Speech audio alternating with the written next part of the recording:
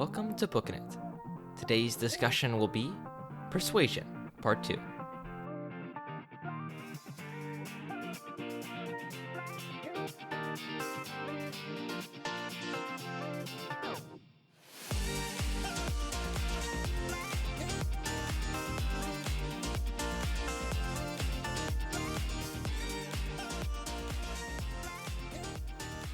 Hey everyone, and welcome back to Booking It. I'm, of course, your eloquent host, Mr. Cooper Cobbs, and today I have one final solo episode for you before we launch into our fall semester, and we are going to be doing some awesome things, and you are not going to want to miss out. So, before I get to Persuasion Part 2, where I review Persuasion, because I have finished it finally, and I'll give you my complete and full review of that, I just want to provide some final updates for what the fall is going to look like. So first, you've been hinting at it all summer, really since, late spring, and it's really going to be super fun what we're going to do. So here, without further ado, it is.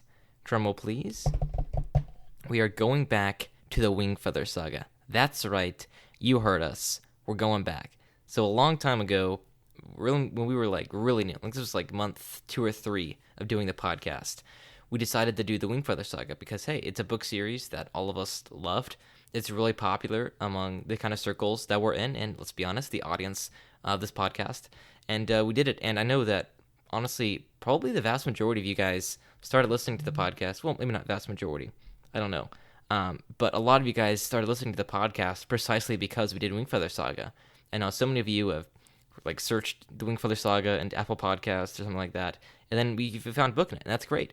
And we really love that, and we appreciate that, and we want to go back to Wingfeather Saga for a couple of reasons. Number one, we know that you guys love it a lot, that our audience loves it, and that they're really engaged when people talk about Wingfeather Saga.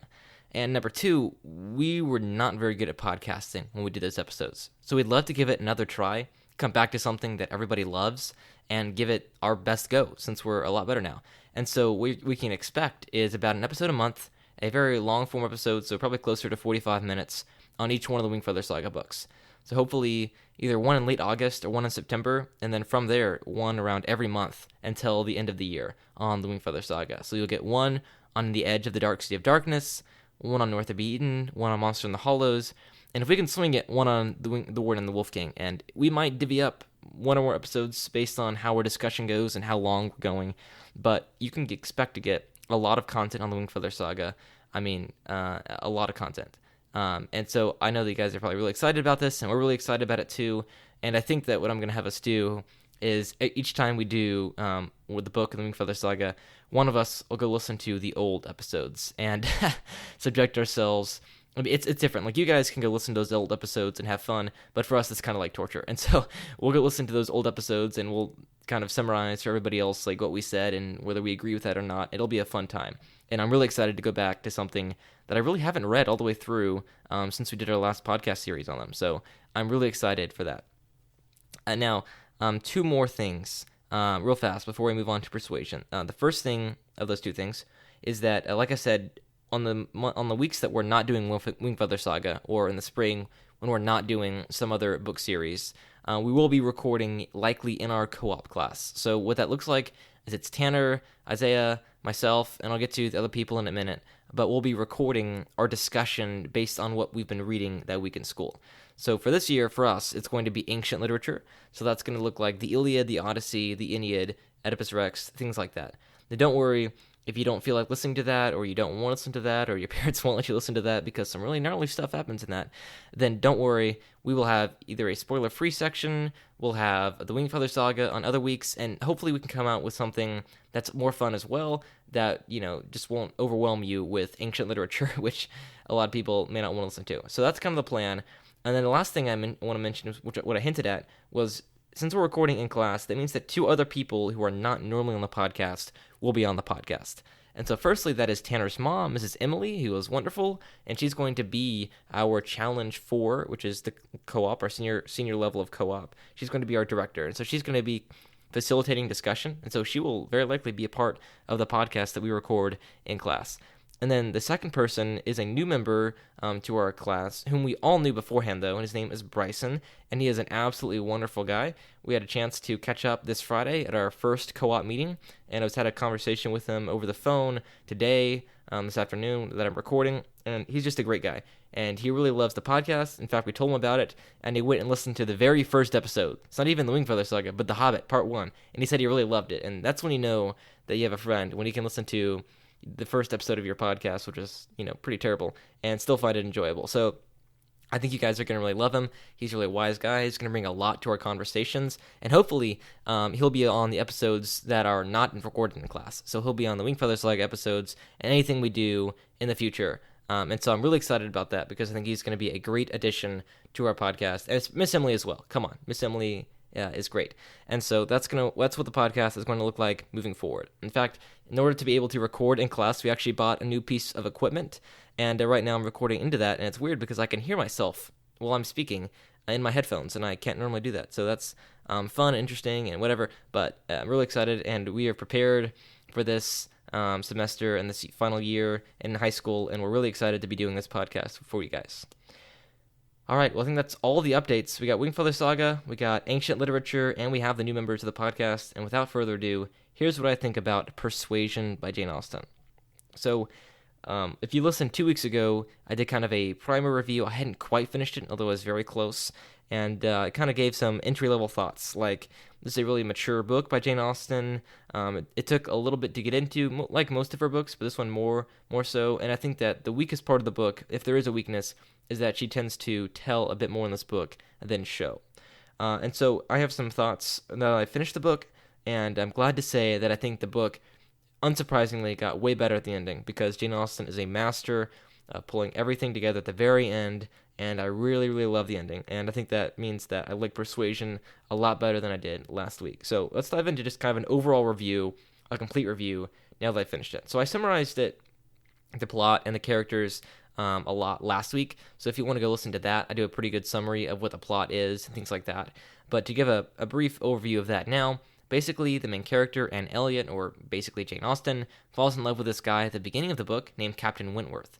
Now, Anne Elliot's best friend, kind of mentor / mother figure, basically tells her this isn't going to be a good match. And so she kind of ends the relationship, and Captain Wentworth goes off to sea, makes a fortune, becomes a hero. Anyway, I'll just say 8 years later, they come back together because, plot points have brought them in the same social circles once again. And so the rest of the book is basically, are they going to get back together? Is Captain Wentworth still love Anne? Because Anne were in her point of view, and she obviously loves Captain Wentworth the entire time. She didn't want to end the relationship. And just the whole tension of will they or won't they get back together. Obviously, it's a romance novel, so that's like the whole point of the book, but it's just like really well done in this book. So that's the plot. So let's kind of break this down. First, we'll do prose, then we'll do characters, and from there. So prose. So actually, the cover of my book that I was reading kind of said this and put this very well. This is a more somber book by Jane Austen. And so, Jane Austen's prose or her writing oftentimes is very witty, it's very lively, it's very charming, and that's still the case. It's just less so, especially compared to Emma and Pride and Prejudice, which are basically just laugh-out-loud books. This book is much more somber and melancholy, but that doesn't mean that her writing gets any worse, because her writing is still on point, it's excellent, and the letter that often gets quoted at the very end of the book, it's the line, you pierce my soul, I am half agony, half hope. That's obviously excellent writing, and that whole portion of the book is very excellently written. So Jane Austen's prose is obviously top-notch, and that is the case in this book, even if it's a slower, more somber, more melancholy ride in Persuasion than it is the other books. So next, the characters. So the characters are really where obviously Jane Austen shines. So Anne Elliot is one of the best protagonists that Jane Austen has come up with. I mean, you could say that, okay, you know what, let me walk that back. She is a good protagonist because Jane Austen is a good writer, and she writes good characters, especially her main characters. Now, Anne Elliot is interesting because I don't think that she has a massive character arc. So, Emma has this massive character arc, and it's the best thing of the book. It's Mr. Knightley, the guy who ends up falling in love with her. It's him basically, encouraging Emma to grow as a character when no one else has the courage to do so. And at the end, she's gone on this huge journey, and they fall in love, and that's just the most beautiful thing in the world. And you can go listen to Tanner and I talk about Emma. But what's interesting about Anne Elliot is that she doesn't have this massive character arc. She's not massively flawed in the beginning. In fact, she's basically perfect, just no one will realize it, except for Captain Wentworth, who she, spoiler alert, ends up with at the end. But what's interesting about Anne Elliot is that she's made this one mistake in the past. She decided to listen to the bad advice of a friend, and she decided to end this relationship instead of, proceeding with it and ending in marriage. And so she's made that one mistake, except she's basically perfect, but no one realizes it. And so she has to basically live in the tension of, will this guy whom I rejected, is he still in love with me? Because I am still in love with him, and I made a mistake, and I want to rectify that mistake, except I'm too timid and shy to, make my feelings known, and it kind of seems like he's not into me anymore. So that's the kind of whole conflict that Anne Elliot, the main character, is in, but she doesn't really have this huge character arc. And so that's what I mean when I said she's a good protagonist, because that is obviously some interesting character conflict going on. But she doesn't have this massive arc. And so I don't know if I can call her the best protagonist, because Emma has that massive arc that's beautiful. And even, Elizabeth Bennet has an arc. She is the prejudice of Pride and Prejudice. And so she has an arc that she goes on. But despite that, Anne Elliot is still a very, very good character. So Captain Wentworth, who's the dashing other protagonist who ends up loving and marrying Anne Elliot at the end, he is also a very, very good protagonist and love interest. And the only thing, I mentioned this last episode, that kind of knocks him down for me is at the very beginning of the novel, when he and Anne are originally falling in love, we don't get to experience that. It's actually pretty brief, and like I said last time, Jane Austen really tells us a lot of what happens instead of actually showing it. And so you don't really get to experience this guy, Captain Wentworth, who you will come to love at the end, until he's reintroduced to Anne Elliot's social circles kind of towards the, early mid of the novel. And so you get to experience his manners and you get to love him, but you see it through the lens of he's already, basically been rejected by Anne at the beginning of the novel. And so you can't really experience that warmth and love that Anne had from him then, because we didn't really get to see it at all. And so I really think that Jane Austen could have done Captain Wentworth better in that regard, in that she could have shown us what went on between Captain Wentworth and between Anne Elliot, and that would have really grown his character. Those are really the only characters of note. There are obviously some very good side characters. I don't think the side characters are as good as they are in other books. I think that's actually one respect in which this book is a little bit inferior to books like Pride and Prejudice and Emma, certainly. But they still have their wonderful side characters. I'm not going to go into any of them, because not all of them are massively important to the novel. But what I want to say here is that there's this moment at the end of the book where there's this kind of basically Mr. Wickham character. He is a relative of Anne Elliot, and it seems like he's trying to marry Anne. And originally it seems like he's this guy, this gentleman who has excellent manners. He's making an impression on Anne. And then all of a sudden, one of Anne's friends, Mrs. Smith, basically breaks the news that he's a Mr. Wickham.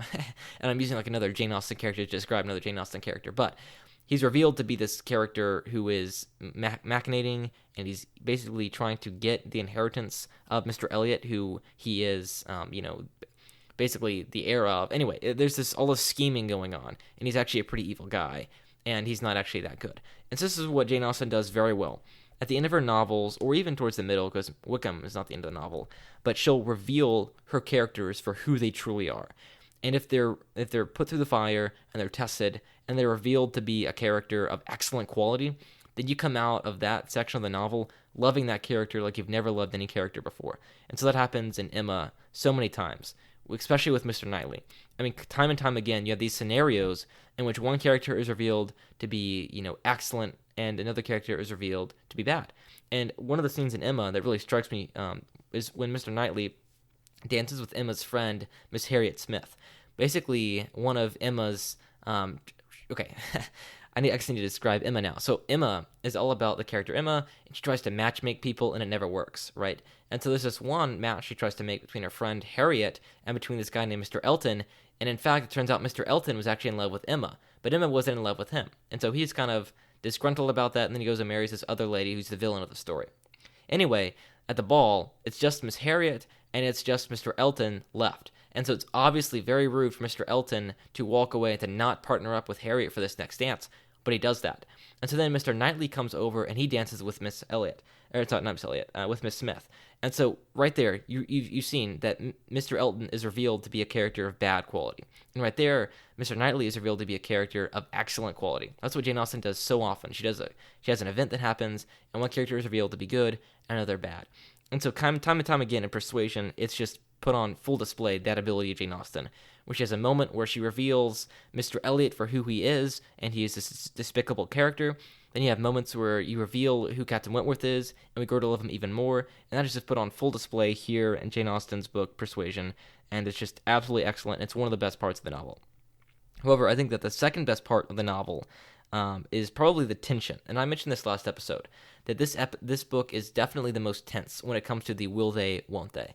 And I know that will they, won't they is just, the plot of every romance novel, but Jane Austen just does it so well, especially in this book. The will they, won't they between Anne Elliot and between Captain Wentworth is just so good. And it's because, like I said earlier, they got separated early on because, Anne listened to some bad advice. And so that has some immeasurable tension that just continues to play out. And I think that Jane Austen is actually at her best in this book when she's not telling us what happened. She's showing us in Anne Elliot, like you're in Anne Elliot's point of view, and she's just experiencing the awkwardness and the tension of having Captain Wentworth in this room with all their friends, and he's just refusing to acknowledge her, basically. And we learn out later, that's just his pride at having been rejected, and he still had love for her, but whatever. But at the same time, Anne doesn't know that, and so she's experiencing this tension and this awkwardness, and it's just some of the best writing that Jane Austen's ever done, some of the most evocative writing that Jane Austen has ever done. And so that is excellent. And then, at the end, when, I'll just spoil it, Captain Wentworth writes a letter to Anne, in that famous letter I referenced earlier, and that is just the hugest, payoff of tension. You're like, oh my goodness, he still loves her. It's like the culmination of all this tension that's been going on. And like I said, this is the only Jane Austen book, I said last episode, that made me actually doubt for a little bit, just a little bit of doubt for a little bit of time, are they actually going to get together? And that tension kind of contributed to that, but then the letter and the payoff just made that so fulfilling and so satisfying at the very end. And so the love story is definitely off the charts at the end when the tension is released and they finally profess their love for each other and get married. And it turns out the character, her name is Lady Russell, who originally told Anne to break up the relationship, actually turns out to, try to rectify that mistake and try to love Mr. Wentworth for who he actually is, since that's a great part of the novel as well. So all to say, Jane Austen is an excellent writer. Persuasion showcases that, and in fact, Jane Austen writes herself into the book as Anne. And so some of that is wish fulfillment as well. We can kind of tell toward the end, and I mentioned this earlier, Anne seems basically perfect, and the only person who realizes it is her eventual suitor. And so that's kind of wish fulfillment on Jane Austen's part, but who cares? She wrote this for herself, and she loved it, and I like it too, because it's good. And again, if I were to offer one critique, it'd be that I think that she tells a little bit and doesn't show as often. However, when she does show in this book, it's tremendous, and it's wonderful. So Persuasion, I don't think it's as good as Pride and Prejudice and Emma for me, but it's still top-tier literature, and I would highly recommend it to each and every one of you guys. Well, let's do some donor shoutouts. If you want a donor shoutout, what you should do, you should go to patreon.com/bookinit. You can sign up for $1, $5, $10 levels, but the $5 level gets you a donor shoutout here on the show. And I will say, recently we did a review of Barbie behind the paywall, so if you want to hear Tanner and I's Barbie thoughts, then you can go support us over at patreon.com/bookinit and get a review of Barbie there, and might as well, support enough to get a donor shoutout.